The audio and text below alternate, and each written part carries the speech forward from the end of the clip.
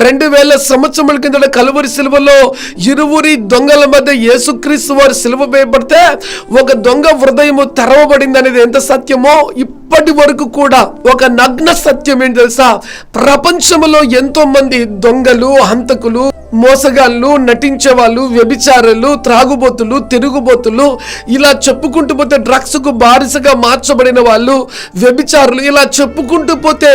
లెక్కకు మించినటువంటి వ్యక్తులు తమకిష్టమైన బ్రతుకులు బ్రతుకుతూ జీవిస్తూ ఉన్నప్పుడు దేవుడి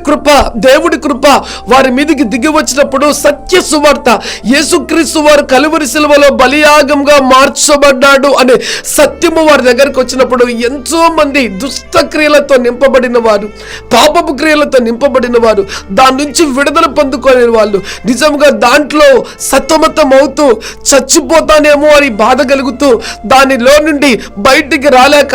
భయంకరమైన బానిసలుగా మార్చబడి ఎంతో మందిని నాశనం చేస్తున్న వారు సైతం కూడా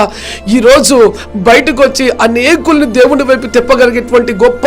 వ్యక్తులుగా ప్రపంచమందంతటా యేసుక్రీస్తు యొక్క బలియాగము ద్వారా